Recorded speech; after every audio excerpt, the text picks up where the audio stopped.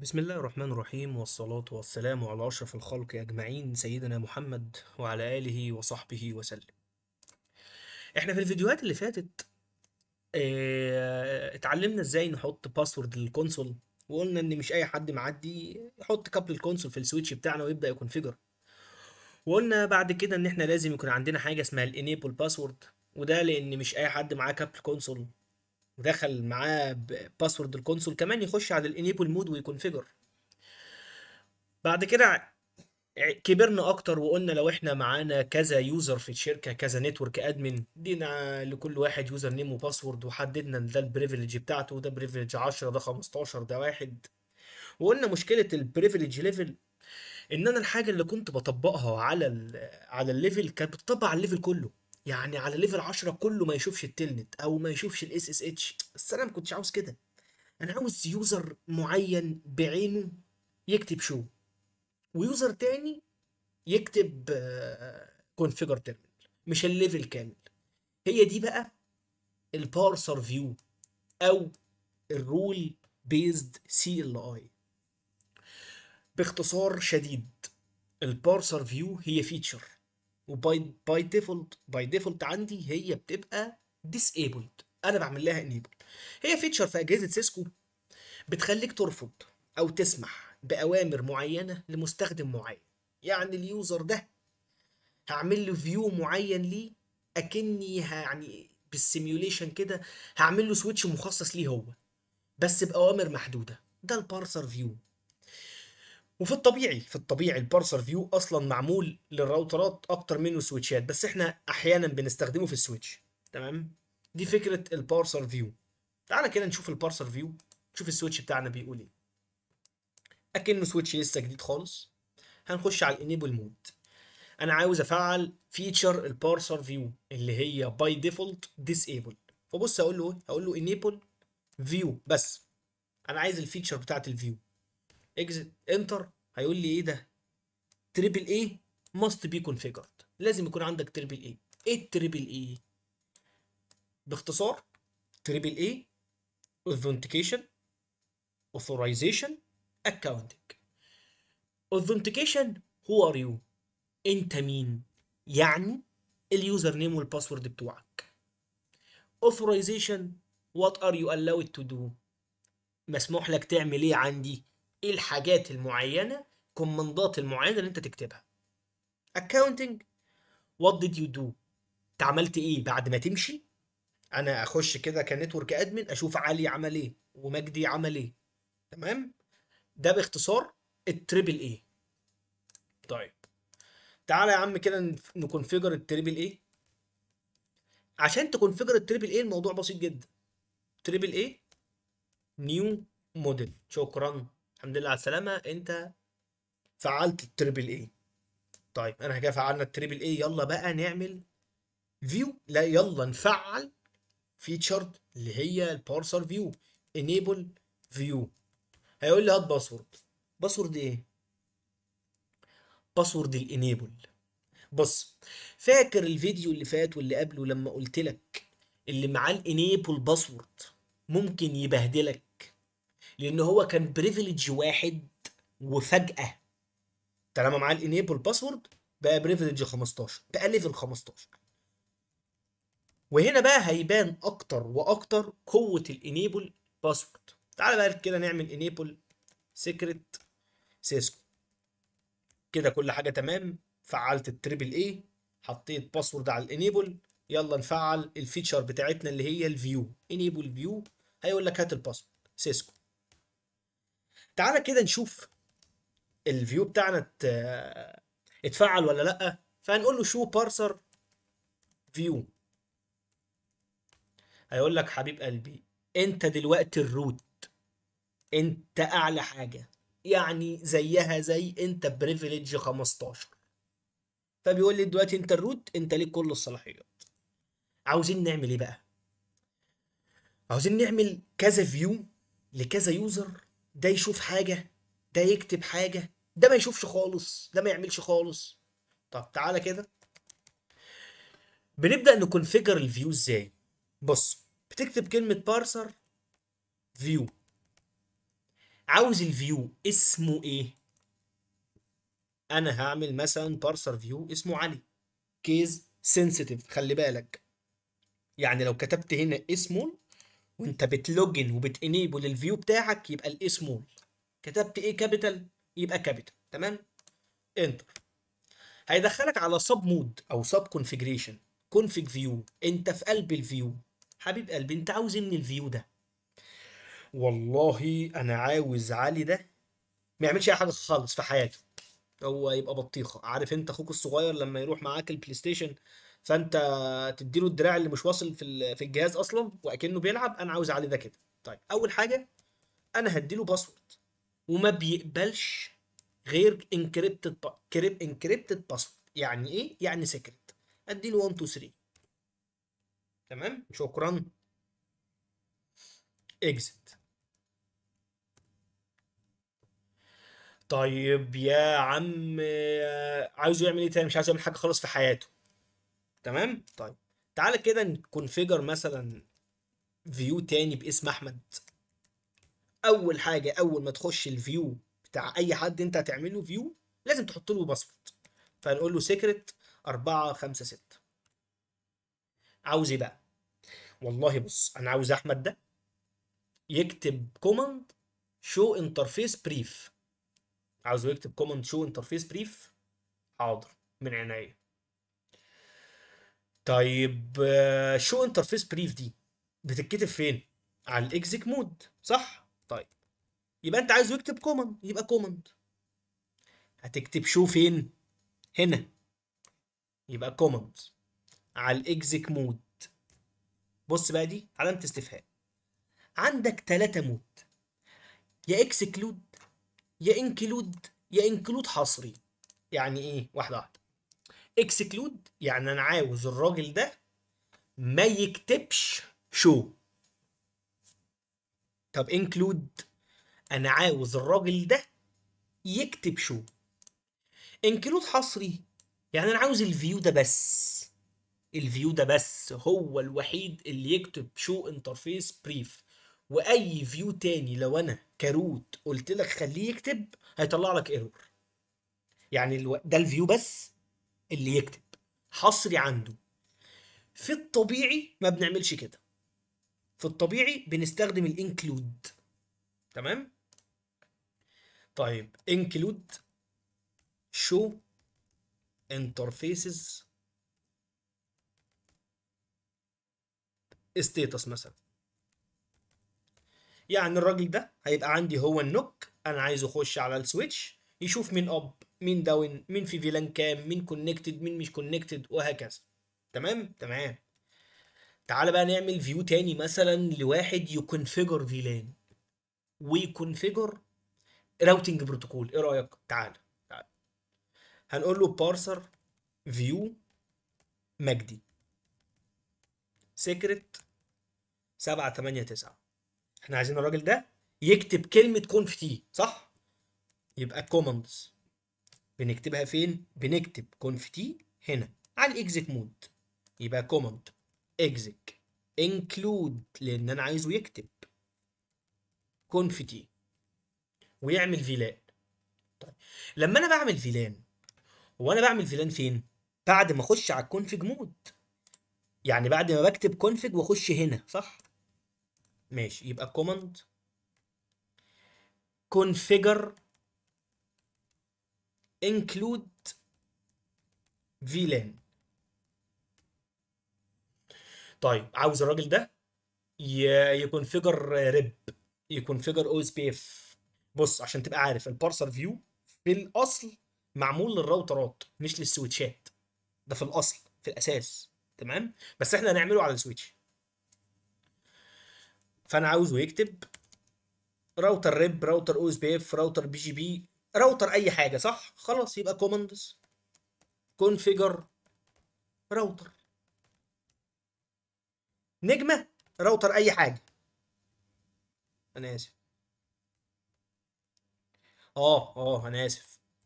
كوماندز كونفيجر، ما قلتلوش انكلود. هو دلوقتي بيقول لك ايرور، هو انكلود ولا اكسكلود يا عم الحاج؟ راوتر، يعني يكتب راوتر اي حاجه. حلو. وعاوزه يكونفيجر ستاتيك روت برضه. طيب الستاتيك روت بيبقى اسمه ايه؟ اي بي روت. طيب بعد ما يكونفيجر انا عايزه يشوف الراوتنج بروتوكول بتاعه، يعني هيشو، يعني هيخش على الاكزيك مود ويكتب شو اي بي روت. صح الكلام؟ صح. اكزيت يا عم. لحد كده احنا عملنا فيو لكل واحد، وادينا له باسورد، وشفنا ده يشوف ايه وده يكتب ايه. فين اليوزر نيم والباسورد؟ فين؟ تقول له يوزر نيم علي. فاكر مش احنا كنا بنكتب بريفليج واحد وبريفليج 15 وبريفليج مش عارف ايه؟ لا احنا هنا مش هنكتب كده. هنا مش هكتب كده. انا هكتب، ممكن تكتب بريفليج على طول عادي، بس انا مش هكتب كده. انا هربطه بالفيو بتاعه. هقول له يوزر، عارف يوزر نيم اللي اسمه علي؟ الفيو بتاعه اسمه علي، وحط له باسورد 1 2 3 نفس باسورد الفيو. هو ده مش شرط، بس تسهيلا حطيت هنا في الفيو بتاع علي. فين فيو علي؟ حطيت له 1 2 3 خلاص يعني. في اليوزر نيم والباسورد اديله 1 2 3، واعمل يوزر نيم تاني باسم احمد، هنربطه بالفيو بتاعه وهنسميه احمد، وهنقول السيكرت 4 5 6، ونعمل يوزر نيم لمجدي بفيو مجدي، والسيكرت كان 7 8 9 7 8 9. انا كده كريت يوزر نيم وباسورد وفيو. مش كفايه. ليه؟ هرجع اقول لك نفس الكلام. هنا السويتش بيقول لك قشطه يا معلم، انا معايا يوزر نيم وباسورد، ماله؟ مش احنا هنا استخدمنا التريبل اي؟ فانا هخلي التريبل اي هو اللي يسال على اليوزر نيم والباسورد، مش الكونسول خالص. مش هخلي الكونسول يسالني على اي حاجه. تمام. فهقول له يا عم التريبل اي الاوثنتيكيشن في حاله اللوجن الديفولت بتاعك من اللوكال داتابيز. يعني انا بقول له يا عم التريبل اي اطلب الاوثنتيكيشن اللي هو اليوزر نيم والباسورد في حاله اللوجن، الديفولت بتاعك اللوكال اللي هم دول، اللي هم دول. احنا قلنا الفرق ما بين اللوجن واللوجن لوكال، صح؟ طيب. واقول له يا عم التريبل اي الاوثورايزيشن بتاعك، الاوثورايزيشن يعني انت مسموح لك تعمل ايه على الاكزيك مود. الديفولت بتاعك هاته من اللوكال، اللوكال داتابيز بتاع الفيو. وهو يخش على الفيو يكتب مش عارف ايه، صح؟ طيب انتر. بص، باي ديفولت علي ده لما يجي يدخل هيبقى في مرحلة ما قبل تفعيل الانيبل بتاعه، الفيو بتاعه. فممكن يس اس اتش او يتلت، صح؟ لانه هيبقى بريفليج واحد. تعال اوريك، تعال اوريك. اكزit كده، اكزit تاني اهو. يوزر نيم علي، باسورد 1 2 3. بص، كتبت غلط ولا ايه؟ علي 1 2 3. ايه احنا قلنا علي 1 2 3 اهو، سكرت 1 2 3. طب تعالى نجرب باحمد كده، 4 5 6. ايه ده؟ انا اسف. اكزit انتر. سويتش ممكن يكون مهيس مني شويه بس. احمد 4 5 6. بص هنا يقدر يتلت ويقيس اس اتش. هنا يقدر يتلت ويقيس اس اتش. ليه؟ انا هنا في مرحله ما قبل ان انا افعل الفيو، لان انا بعد كده هاجي اقول له انيبل فيو، اسم الفيو بتاعي احمد 4 5 6. بص بقى، احمد هنا يقدر يعمل ايه؟ ايه رايك؟ شو ايه؟ انا اسف، شو ايه بقى؟ شو انترفيسز بس. ومش شو انترفيسز بس، ده شو انترفيسز. بص، هيقدر يشوف كل ده. تعال نشوف. تعال انترفيسز فيلان. يا عم فيلان واحد قال له انكمبليت. عارف ليه؟ طب هقول لك شو انترفيسز لوب باك. لوب باك. لوب باك كام؟ لوب باك 0. invalid input detect، لان انت مش مسموح لك تكتب غير شو انترفيسز ستيتس وبس، مش مسموح لك تكتب اي حاجه تاني. invalid input detect يعني permission denied. ايه رايك؟ بس لو تلاحظ الراجل احمد ده ستيل برضو يقدر يعمل تلنت واس اس اتش. انا مش عاوز كده. ليه؟ اقول لك ليه. لان الراجل ده في بريفليج. لان الراجل ده في بريفليج واحد. انا مش عاوز كده. فهنقول له ايه؟ مش انا كنت على الروت، انا عاوز اخش بقى بالنتورك ادمن. هتقول له enable view الروت، هيطلب منك باسورد. اتفقنا دي باسورد ايه؟ باسورد الانيبل اللي كانت اسمها سيسكو. انت كده فين؟ انا دلوقتي حاليا على الروت. شو بارسر فيو. قال لي انت الروت يا برنس، عاوز ايه؟ هقول له بص، انا مش عاوز الناس قبل ما تكتب enable view يعرفوا يتلنتوا اس اس اتش. بسيط، خدناها الفيديو اللي فات. نرفع الليفل بتاع الاس اس اتش والتلنت. هقول له بريفليج اكزيك ليفل 15، حط فيه التلنت وحط فيه كمان الاس اس اتش. مش كده وبس، حط لي فيه كلمة شو ما يشوفش حاجة. يلا اكزيت يا برنس، اكزيت تاني. تعال نخش بمجدي. 7 8 9، احنا قلنا مجدي كان يقدر يكونفيجر. تعال بقى نشوف كده هنا يقدر يعمل ايه. فين التلنت؟ مفيش تلنت. مفيش تلنت. مفيش اي حاجة خالص عنده. خلاص نينيبل مجدي. فيو مجدي. 7 8 9. الراجل ده يقدر يعمل ايه؟ يقدر يكونفيجر ويشو. طب شو ايه؟ مش انا قلت له يشو بس الاي بي ومش اي اي بي؟ يشو الاي بي بتاع الروت بس. مع ان في كوماند تاني اسمه شو اي بي انترفيس مش مسموح لك تكتبه. اخرك تشو اي بي روت. اخرك تشوف الراوتنج تيبل مش اكتر من كده. تقدر تخش على الكونفيجر تيرمينال. طب تكتب ايه؟ اخرك تكريت فيلان.